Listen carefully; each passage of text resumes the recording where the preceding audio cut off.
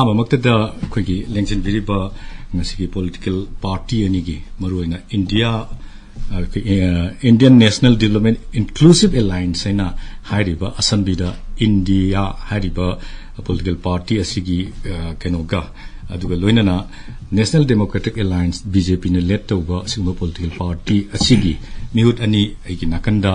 All India Radio Imphal na pangthok cheriba Michael Haidok pagi asigumba thorom asida Nainan namagi tamak election bibagi tamakta ahamaktada nongtabam Nimbus Vice President BJP Manipur Pradesh pu ikong manjari aduga Pukrabam Bankim Chandra Maitei Secretary Manipur Pradesh Congress Committee Spokesperson Suni bagi India Bloc ki oina lebiriba Bankim Busu tarama opsiri haibitare ngasi ayuksi pung nipan taba matamdagi Election Commission of India gi supervision makhada Manipur gi su CEO Manipur na tongan ba akoigi polling kind of counter kungamari semgatuna asi akoigi Lok Sabha gi ahamba phase gi pangthokiba April Trump and pangthokiba amadi April 13 ta Manipur gi oina sit ani gi pangthokiba mikal adugi mikal masing thiba haukhraga tongan mafam singdasu masigi train je yam kanna chatli haibatai ahamsi akoigi pangthokiba mikal sida Saurakpama akoina nainaba yabasi khwaidagi hena akoigi candidate yamna puthokpa candidate khwaidagi yamba Lok Sabha mikal ni 35 suba Lok Sabha mikal asi candidate si lising nipan ga chahum humpu candidate across the country akoigi Lok Sabha sit samnga ga nifu humdoi sigi pangthokpa mikal ni masi akoina 2019 da yengnaruragadi yamne helle handaki candidate che loinana political party su masingsi adugi matik yami changa agi mathakta adumaina contest we have tare adubo miyoibagi akogi voters singi India gi voters singsi mayon je kadom da chatli ka maina tauki have do mamang da thoki be exit poll na leiba mayam da naina gare hojiksu vote haidok pasing asi pungni pan dagi haurabajina India pumbagi mafam da kanana yangna chatli hojiksi NDA na khara lead to ba mafam sine hena yamna dum chatpagi akoi paw dum tari confirmation pura confirm oiba paw du di fangdri Manipugi oina su lakhu matam da akogi Manipur da candidate si INC gi akogi India bloc ki oina puthui se inner Manipur Canada parliamentary constituency da leiri si Sri Angomcha Bimol leire aduga BJP gi oina puthokpi bada Thanawjam Basanta Kumar leire aduga Republican Party of Australia gi da Thanawjam Maheshwar adagi independent candidate ahum amaga adumain tawtana akogi kenosi contest si tawkibani mapan dasu akogi ANC gi candidate mapan haibati outer Manipur parliamentary constituency dana outer gi candidate oibiriba Alfred kenosi akogi ANC gi oina Alfred ke athar si akogi mirep oiri ANC gi oina masi India bloc ki su haibitare loina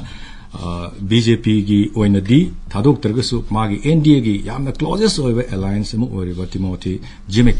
akogi mikal asida lamba Dauri ani si yam akanba contending ori candidate puri mari thoi atopa ani masulai aduna hambada aina ngasigi hujiki chatliba election gi train gi kenosi mayam dagi akogi keno report si ngasai dagi su All India Radio Imphal gi kwantong ba reporter singna masing si yore si ne heli haibana singba mayam ama leibi khrabnina hujik chalai ba train sigi ahamba keno sida ngasigi haidokadoriba resulting a lerga khangdori sigi matangda kari mot leibugi habdo ai BJP gi akoi spokesperson so ibiriba Vice President Sri Nimbus gi ai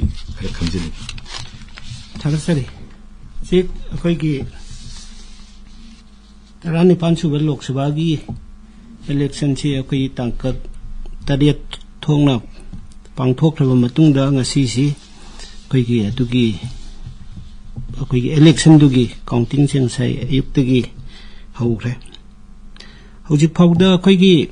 akoina phangjaba akoina tajaba pawda All India gi oina Bharatiya Janata Party amasung masiga satminnaba party sing NDA sina ayamba lead tawraga chatli adu masidi horappada ngai aduga si karamba matamda chap chaba pau phanggadage karamba matamda chap chaba result se phanggadage habidugi di matam khara wat khini hoji pung 12 khai sai tangai ri aduna wat lagasu hoji phogi mapung oiba keno sidadi ayamba state singda BJP na adum khara mangjin thana satle na idumai tukna thamjage akoina ujabda adum manipur gi oina akoi inner manipur parliamentary constituency da Bharatiya Janata Party ki candidate oina thadoi siri thongjam basanta hoji akoi gi minister oibiri lengak sida state ki ado after na BJP gi akoi gi khongloi hai haijabtare akoi NPF ki akoi gi jimik mana keno tore hoji phawi keno sida akoi gi inner manipur parliamentary constituency sida BJP khara sothana sali adu ergasu akoina hoji phawi di sothana sali se round ani loi ki ba yaure ahum loi ki ba yaure aduga sarangna round taruk oiba male ko keno tawdisi ko aduna tangkhai ma mukti akoi wale na pa bi adu outer gi oina sapana ba phibam ni outer gi da akoi BJP na satminar ba NPF ki candidate jibik na mana khara lead tawra sali adugu ngai minagi si huju phogi train si dadi akoi inner da BJP ki candidate si khara sothana sali aduga outer da na akoi ND candidate na khara wang sali hajabatare aduna akoi pung baro makhai sai dagi di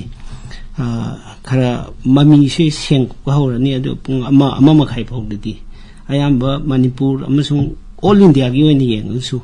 keno tawrani na khali aduna ai thajabdadi Bharatiya Janata Party gi koi gi keno amoina ai NDA gi koi gi represent tawjaraga ina sida manipur gi miyam da ina thamjaning busi Bharat ki प्रधानमंत्री श्री नरेंद्र मोदी की महा की सही तरह की कोई शासन से महा की लेंगाक सिदा कोई सबके साथ सबके विकास सबके विश्वास अदुगा सबके प्रयास हाइबे मंत्र सिगा लोइदना भारत की प्रजा सिंसी तौरीब थबक थौरम सिंसी कोई यामना कोई की कासिन गोया यौना कोई तौवे हाइबे की कनोदमा कोई दुमाइ तोंगना लेजे अदुगा सिगुम्बा NDA gi lengak si amuk hanna lakani habidu gi thajab se hojik si yam saung le jari yam numai jai ngasai gi Prime Minister Narendra Modi na akhoi gi magi thajabutuni hojik ai Bishampur gi correspondent on the radio Imphal dagi ham bamutadai hojik vote counting vote si kamdona tawri bugi habidu gi matangda akhoi mai paksna tabiribra ai tazari tazari hujik laibiri basi hujik laibiri basi karamba polling station da karamba district kino loina na hujik vote machine thi bada vote ki keno si train ji kamaina chatli karamba na haifet wangi habagi number du su kara pibirak pa yaraga di amta pibirak yani ai hujik bisupur gi akoi gi district ke secretary campus la iba koi counting hall de koi mamang da media gi oiba room juda ai mamang lecture haju ko da Bisupur jila gi bot machine ki bada Nambol Bisupur khanga moirang kendra taruk lai badi kendra mari lo singre adu akoi table ni fu tharaga chirak pani aduda around thok around machine khaba matung sida haju pawda BJP ki thonagam basant kumar na vote ising kunmari ke sohum jangkai tariat ising kunmari ke sohum jangkai tariat aduga dimola ko jamna INC na ising kunito ke satu ke shukna thangri BJP na haju pawda lit to sali basi vote ising manga ke sani kuntra mapal lit to sali hojik si marak na kendra akhoi gi kano sigi hol hojiki kendra taruk sigi oina ra natragana number akoi kendra mari sigi oina kendra mari gi kendra ni mari hojik yam kan kiri oinam da kundi gi hoji Siri. Atop candidate kidi masih inna bada kiam wang yawe. Inna bada thonawjam koi Mysore thakta adumai na idari. Okay. Thank you. My paksna pau du pibi rakpo ki damakta yam thagachhe. Mathang se ai akhoi MPCC ki su akhoi ki spokesperson oina oibiri Indie block ki su spokesperson oibiri ba Sri Bankim da lakchege leiriba voting gi trend hujik thirakpada angan basaruk ka leiriba sigi trend sida thadok kiba Indie gi akhoi ki candidate oina Indie Alliance ki candidate oina Sri Bimal Koijam gi vote masing phangakpa aduga hujiki haibiriba Bisnupur district sida smaina leiriba trend mamangda All India Radio gi akhoi reporters in the p hibada leihiba train sing adum khangbirabani masai da hujik leiriba train sida karamba phibam da yengi kari asa lei aduga kamaina interpret to buya ena khalle hujik phaugi oiba trending situation sida koi India gi mere oiriba Dr. Bimola Koijam gi asa se koi yam chawna tawje mai pakin haibage dugumba sa ma thamje haibadi Manipur gi handaki Lok Sabha gi mikhal se tarai bai chamba mikhal amanate haijari sigumba Manipur si kanba Manipur gi marai bak lep kadaba sigumba yamna luraba mikhal se sidaida praja sina makhoida hulliba ihul masi reflect tawrakpane haidana koi adumaina ujay aduga akoi gi BJP gi lengak sason sigi makhada akoi hujik charang naba langtak naba conflict kaya ma tho ibisina maram oraga chahi ama hela ba kangrup masel gi marakta ungkhatna ba sina maram orakanda akoi gi Manipur khunai sida karigumba changes ama pamakpadagi koi prajana soidana handaki mikhal duda kari karamba Mirep mihut thagat laga akoi Manipur si anoba mayon da purakadage haibado akoi kasi counting loisan lakpada akoi soidana uba phangani haibase dumaina thamninge aduga hairiba hujik phawdo oiriba si tongan ba kendra BJP na yamna stronghold oina leiba dugumba moigi comfort zone haibatare asigumba area sida ayambana akoi BJP ki minister leiba MLA yamna mapangan kanna leiba area singi ayamba oina tawe do hairiba se akoi ki Congress na khara stronghold oina leiba area sina phajana counting tawba helakanda hojik lead tawriba sidagi hena amuk chawna lead tawraga chalakani haibasi ai sumana sa tawse yam nuaje haibadi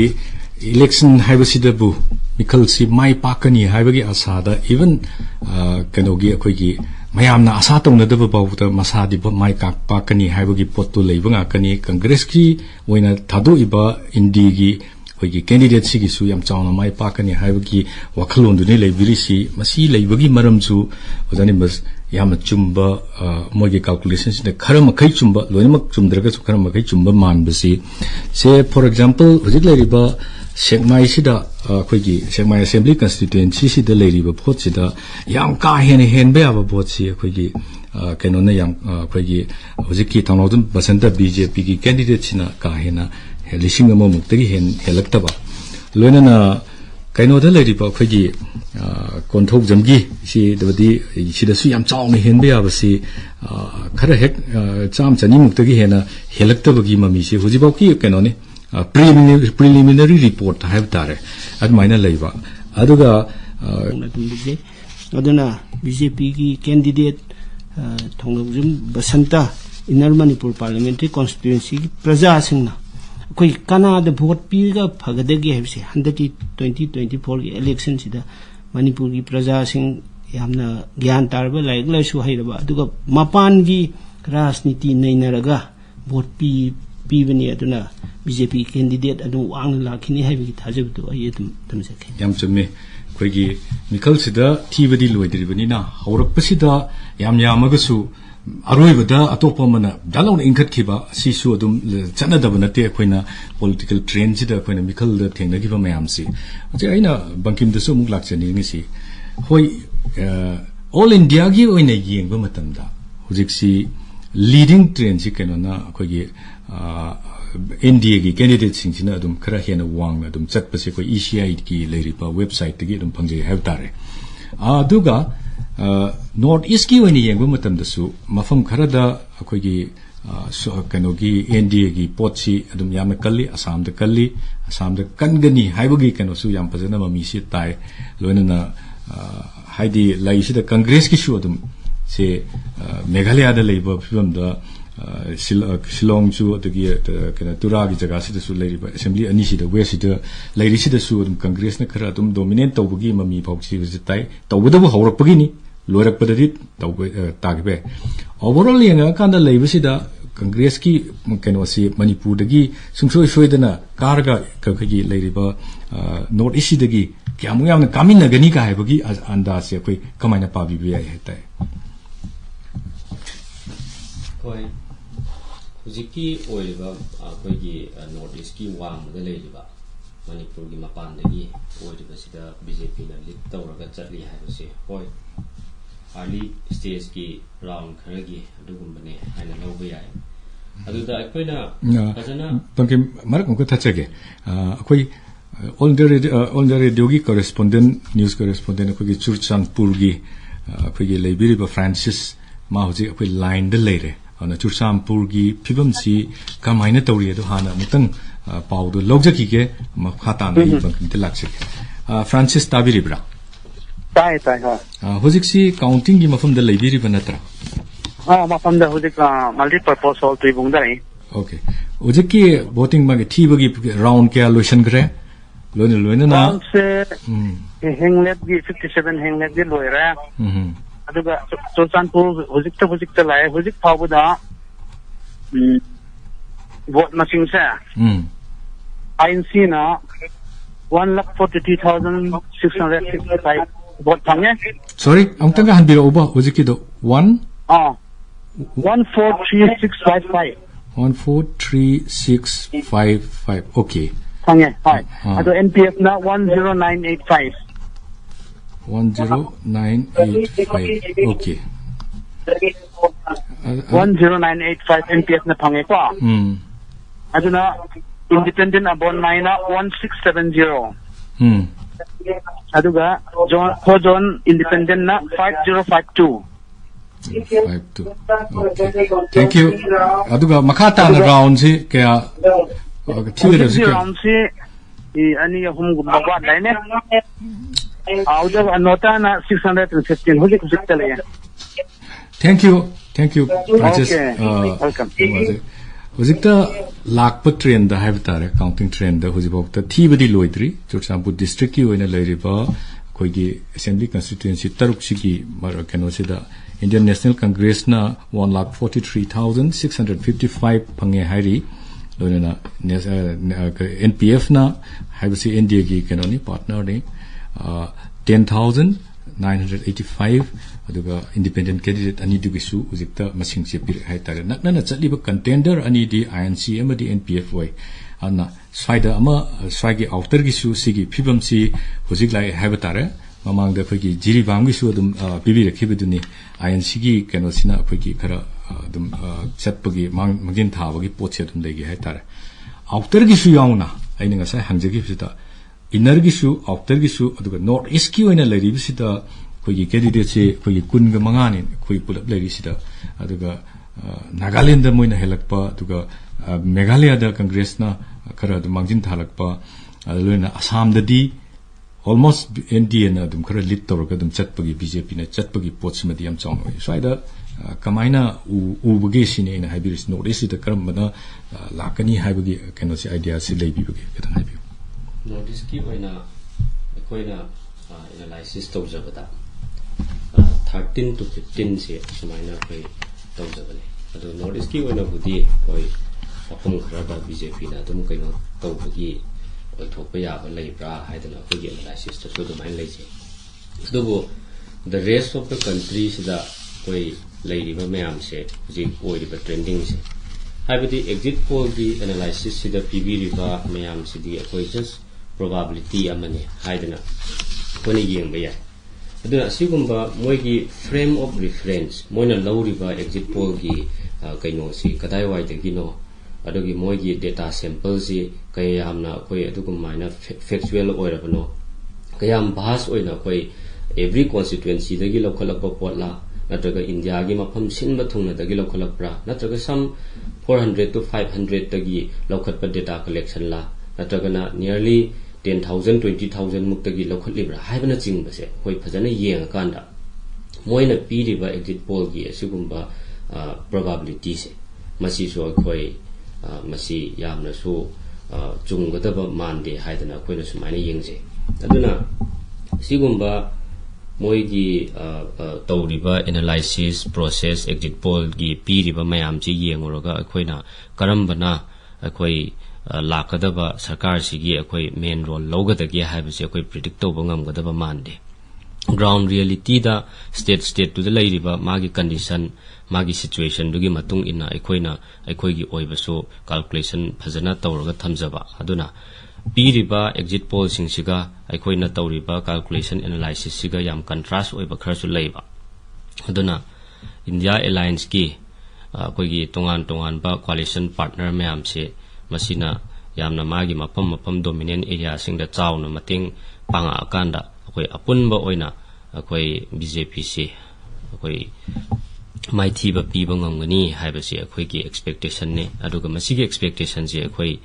yam positive oina yenga chunggadra haidna so akoi hujik phaugi di sumaina yengba thank you akoi exit poll gi wafam dumadi exit poll haibase akoi sample size local kanda kana gumba expert cephalologist kangu na masidi swaida area da tawuni aduga main loina akoi ayamba recognize exit poll tawbusing haibtare all India gi na leiriba sea voter the Indian exist leiba sing sida tawbuda ayamana kaya haina khena de haitare makoi se ground study tawdraga di sample size tawdraga di adum kano tawre aduga not every akoigi leiriba exit poll the piriba khudimak se masi akoigi chumgani haibasu adum leite masi aduga mamang da su chumgi da bagi pot 2014 gi election matam da adum leiki aduga kano gi 16 gi matam da su adum leiki 17 gi sorry aduna masa area da di hoi adai duna adai wei kre phare adumakpu thajabadi mangde another akoigi atopa exit poll amada haijab tare ngasai gi youtuber sing da taw exit poll dagi leiriba ka tongan ba akoigi web portal sing da taw exit poll da congress ne yam dagi henni kai so dum hai tare na akoina exit poll gi potsi thajadabasu yade aduga pura masai da hekta chatpasu dum yadabasi mamang de thengnagibnina adaida adum thammakanda hujik sigi leiri sida manipur gi da am takcherabada NPFC INCC akoigi churchampur gi site sida lakh ama hena phange masigi voters si akoi count to se iroi yot walam do mande nearly 2 lakhs voter ka thani leiri se dagi di ate inform sida NPF na magi kano si sondharak pagi mami si khar sum taba hapter jiribam da sudum taba loina na te da sum taba aduga after gi si yeng kanda NPF ki si asasi kam hujik phokti loina haido po loidrim na asasi kam yam thambe aduga inner gi da wat pasida yam ka hena phugalak pasi mamang da manipur gi oina tawbiba matam da akhoi gi tidim lot haibadi se for example Bishnupur gi line sida majority oina bulk oina phangakpa bulk oina in a sense kare hena phangakpa mayam tuna lead tawgalle kagalle haibatare kagalle haisu tum kaide haitare handa kisida Bishnupur gi pochida ka hena akhoi gi hand laga chatpagi mami huji bawgi di ta dabas aduga kada da bot se akhoi BJP gi se maru oina hen babudi mafam ayamada adum hele aina saijari congress ni hen basu yam yauri adu panarapu matanda kwaida equalize to buyagi masa areas koige autari matang sida haji akoina masi sumba discussion ni dati panning da akoi haugi ba sahi gi me gi tarik ahumda akoi kangluk ki irang din nate kaino khara jaga khara da koigi oi kangluk ki irang gum gi mo da akoi irang am thokre madugi irang si kamai tholi no si mayam khangnar ba kino ate aduna maram oiraga akoigi se akoigi even BJP gi MLA akoigi Surachanpur di kar poiro na tagana kano degi ꯑꯩꯈꯣꯏꯒꯤ ꯀꯥꯡꯄꯣꯛꯄꯤ ꯗꯤꯁꯇ꯭ꯔꯤꯛꯇꯒꯤ ꯀꯥꯔꯛꯄ ꯑꯣꯏꯔꯣ ꯅꯠꯇ꯭ꯔꯒꯅ ꯇꯦꯡꯅꯧꯄꯜꯗꯒꯤ ꯀꯥꯔꯛ ꯃꯣꯏꯁꯤꯡꯁꯤꯅ ꯑꯩꯈꯣꯏꯒꯤ BJPꯒꯤ ꯑꯩꯈꯣꯏꯒꯤ against ꯂꯩꯕ ꯃꯥꯟꯕ ꯑꯗꯨꯒ Manipur ꯁꯔꯀꯥꯔꯁꯤꯒꯤ against ꯂꯩꯕ ꯃꯥꯟꯕꯒꯤ ꯀꯩꯅꯣꯁꯤ ꯇꯧꯔꯦ ꯑꯗꯨꯅ ꯑꯩꯈꯣꯏꯒꯤ ꯆꯨꯔꯥꯆꯥꯟꯄꯨꯔꯗ ꯂꯩꯔꯤꯕ ꯀꯩꯅꯣꯁꯤ ꯆꯨꯔꯥꯆꯥꯟꯄꯨꯔ ꯚꯔꯁꯦꯁ ꯑꯩꯈꯣꯏꯒꯤ ꯇꯝꯄꯥꯛꯀꯤ ꯀꯩꯅꯣꯁꯤ ꯁꯤ ꯇꯧꯔꯛꯄ ꯆꯨꯔꯥꯆꯥꯟꯄꯨꯔ ꯚꯔꯁꯦꯁ ꯑꯩꯈꯣꯏꯒꯤ ꯃꯅꯤꯄꯨꯔ ꯒꯣꯔꯃꯦꯟꯒꯤ ꯀꯩꯅꯣꯁꯤ ꯂꯥꯛꯄꯁꯤꯗ ꯑꯩꯈꯣꯏꯒꯤ ꯑꯄꯨꯟꯕ ꯀꯩꯅꯣꯁꯤ ꯑꯩꯈꯣꯏꯒꯤ ꯆꯨꯔꯥꯆꯥꯟꯄꯨꯔꯒꯤ ꯀꯩꯅꯣꯁꯤ ꯁꯤ 80-85% ꯁꯤ BJPꯒꯤ ꯆꯠꯃꯤꯟꯅꯔꯤꯕ NDAꯒꯤ ꯀꯩꯅꯣꯁꯤ ꯚꯣꯠꯁꯤ ꯄꯤꯗꯦ ꯑꯗꯨꯒ ꯈꯔ ꯑꯃꯗꯅ ꯑꯩꯈꯣꯏꯒꯤ ꯚꯣꯠ ꯊꯥꯗꯗꯕ ꯌꯥꯎꯔꯦ ꯑꯗꯨꯅ ꯑꯩꯅ ꯍꯧꯖꯤꯛ ꯊꯝꯖꯅꯤꯡꯉꯤꯁꯤ ꯆꯨꯔꯥꯆꯥꯟꯄꯨꯔꯒꯤ ꯍꯥꯏꯔꯒꯗꯤ ꯑꯩꯈꯣꯏꯒꯤ NDAꯒꯤ ꯑꯦꯒꯦꯟꯁꯇ ꯚꯣꯠꯁꯤ ꯁꯣꯏꯗꯅ ꯂꯥꯛꯀꯅꯤ ꯍꯥꯏꯕꯁꯤꯃꯗꯤ 100% ꯑꯗꯨꯝ ꯆꯨꯝꯃꯦ इवन अखोई कांगपोपी डिस्ट्रिक्ट की अखोई केंद्र अहुमसिदा सु मपुंगैना दुम अयाम 50% दी कांगपोपी डिस्ट्रिक्ट सिदासु एनडीए के अगेंस्ट दुम सथिने अदाइदा अमता हाइजनिंगिसि पांथोकलिबा लोकसभा की मिखलसि पांथोकलिसि लोकसभा की मिखलनि अदुगा चुरचांपुरदा ngसागी इरांग दुगा हाइफेट मरी लेना हनबदा अखोई केनो तौरिबसिसु मखोईगी थाजबसु सेंटर द लेरिबा एनडीए गवर्नमेंट सिदा अदुम लई हैबतारे अदुगा सोमगी अखोई गवर्नमेंट सिसु एनडीए गी नत बीजेपी ने लीड तौरिबनि अदुदा असोमदा मोइना लेरिसु मखोइना फुल सपोर्ट टी अखोई बीजेपी दा अदुम पीबा अदुम अदागी एरिया दो दी अदुम मरमदी मोइगी केनोसी मोइगी हेना प्रॉक्सिमिटी लेगिबा नकनगिबा मयाम दुसु अदाइदा केनो तौबुदुगिनि अदो सिगिस पाखुम सिसु कुंबिरकनबा मरकसिदा होगी नोनेदा हुजि हुजि ऑल इंडिया रेडियो इम्फाल गी पाउमी लेबिरिबा अगुई कामैदगी हुजि हुजि नोने गी काउंटिंग सि करम फिल्म द लेरि हेदो अंतंग खमिननबा मैम अगुई ताबिरिको हेलो हेलो हेलो अगुई ताबिको ताई हुजिक्सी अखोगी मफम से कदाइदा लेबिरी बोट काउंटिंग हॉल से अदुगा हुजि भावबदा कया मसिंग थीखरे करम कैंडिडेट न खर हेना चटली हाइबग रिपोर्ट तो अमुतंग पिबिरकना I have हुजि Tamenglong district headquarter की mini secretary DC complex counting hall number 3 da 54 by Nungba AC Nune जिला की अमतंगाई रबा केंद्र की बोट किफम दनी मसिंग क्या क्या थीबा क्या लोई करे मसिंग क्या क्या फंगे दो अंक हाइबी हुजि फोर्थ राउंड लोइसिंग्रे राउंड मरी लोइसिंग्रे अदुदा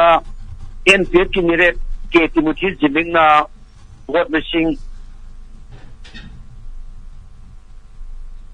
16,018 फंगदुना मंजिंग थाना चली INC की अल्फ्रेड ती कयाम फंगी सिदई सिदा INC की मेरे अल्फ्रेड कांगमना वोट मशीन 8,433 फंगदुना इनदुना चली सेकंड चली महंगा Okay, thank you. Independent मेरे Alison Abon में ना वोट मशीन सुंदगी 349 फंगले अदिकी independent मेरे 4 जोन ना वोट मशीन 272 फंगले Okay. होजिक फावदा नोटा ना 21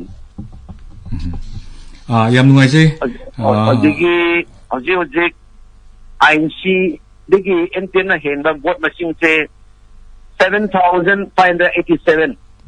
Okay. mana leading way re NPN na adu su vote machine thi badi loidri bani natra vote machine ki ba polling station ani khata ngai ra je Okay, okay. 52 by the jai kai polling station amsong 54 by 42 ganglon di polling station ki ka technical problem ama leiba ओदो ECI की अया बनौरगा ओदो boat के जी दोने जिला की 54 Anubha assembly constituency की deletion ने मंजी counting अमुक approval अमल लौने गाय ECI का मोय गाय ने री thank you अखोई thank you पाव बिबिरक की दमकता आइना ओजानी बस लाक्सद्रिङैदा होजिकसि आउटर गिसि अखोई वबगाइदा हाइदि से मैथै dominated area सिदसु नसाइगी INC na 1,300 Wabai Assembly constituency sida Traumdoi Pangakanda NPF na lising trama thoika NPF FC NDA gi partner ni trama thoika changa ga humdra ga nipan phangi hianglam da su khoi gi hujik leri si NPF na 9769 Pangakanda INC na 7685 phangi aduga haibadi NPF na budi hele wangkheng amasung thawal gi su khoi gi complete si oigrena khale adu madumaki akoi voting kana kya phangba kui pot tu di hujma akoi da lejedri haba tare aduna swai area sida outer gi nga sai ein hangje ki bo fum tu akoi gi makata birak na ba ini si hujiki akoi gi Churachandpur da lei ba Churachandpur da gi kare ba akoi gi MLA sing haba tare BJP gi aduga atopa JDU da gi karapusu yawi BJP da sange aina thamjani si akoi gi hairiba BJP gi MLA sing and hajar ge moisi akoi gi center da leiba kangbu sing naksan nei NDA gi keno sing naksan nei haibisida center da naksan na ga su akoi gi state sida moisi totally akoi gi state government gi against leiba samna bida akoi gi honorable chief minister Sri Biren dokthokadam ne habi demand tor aduna moigi demand we helsi adu atopa bana akoi gi center ga naksan nei haina haibisi center gi akoi gi honorable home minister Sri Amit Shah na amkhai gi samban se khana nabagi magi keno se haure khaba haure adigi makha ta su sanction to gi mayam khangna ada aina haijening gi hojiki hairi hungam khai samban khaba sida amkhai samban khaba se tawdaba yadaba aduga tawbam ju tokpa ama oinibse masi hojiki hairiba Churachandpur gi keno singsin masi yade adu redi Churachandpur di side gi leiba akoi gi mayam siga akoi center ga nakna yen haisi saisi de di adum kitang keno contradict oi pot ama dum lai hejeri aduna sai keno da Churachandpur gi board lak ama hiena phangaiba keno se masi akoi gi mapung oina akoi gi state si leiba government si gi mayok ta akoi de vote pi dorobni haibi gi keno singsi ne kai ne de mamangi akoi gi issue si da adana mamangi parliament ki election da Churachandpur da hojiki haiba group singsi karam party da vote pi ge sidi mayam na dum khangna ba famne aduga handak somlamna sida INC gi candidate ta pe pai se masi laiba state government si lusing ba Sri Biren si yadi haibidune adidi yada ba haibisi kanagi interest sok ba thabak no yam tienna amtaga hangjawning si Churachandpur se khoi keno deciding factor oiramgani hena khoina khalambadu mamangda leriba akoi 9 assembly constituency 7 assembly constituency sorry boti thadaba yaraga thadaba yadaba sina decision making oigani haibadu si kayam neutralize to we have yam tentak nam ta thambi haibitar akoi ahanbadadi akoi gi outer gi apunba outer parliamentary constituency gi apunba seat si assembly segment si kunipan sida akoi gi nipan namadi assembly segment nipan namadi vote thadabadi yaba lepadi yadaba aduna hairiba segment nipan sina yamba deciding factor oi hena panaram se hauji oi jodum oi adu mamang di akoi gi se hairiba segment nipan simdi koigi BJP gi keno sikya kan phangde koigi keno dagi hauraga adu handaki sidadi aina hujik koigi rinkuna keno tawbibada koigi keno hianglam da NPF na lead torpa adu wabgai da NPF ka INC ga yam naksan na lakpa sigi si yengaga di si mamang da hana koina outer gi election sidi valley gi Belly the lady assembly segment nipan sina deciding factor oi handak mukti masi kitang keno taw rai lai duman tan thank you uchiki aina muk keno da bangkim de laksan ningi si leiriba huji bawgi train sida akoi gi outer amadi inner gi ani sida akoi gi life se inner gi wafam duna akoi gi sentiment gi wafam leire aduga public ki akoi tongan ba idea of mogi political ideology duda chatna bani haina bok laurabasu mapanda akoi kanogi Churachandpur da yam hengda leibu potsi Congress ki thokiba manifesto du ki mari leini hena ga khanpiba leibra aduda yawriba part sing haiba tare aduga masfai area sida henga leibasi tasengna hujik leiriba film sida masi na akhoi yam chawna Congress na kagani ka haibagi kaba yare na sidi ka haibagi pot ama leibra adubu walibdi ukhrulom de yam chawna wali adudagi hen ba 4 lakhs ki vote ama wali bani adudagi yam phangak to ni su khangdri bani hujibawgi train sida leiri sida moidagi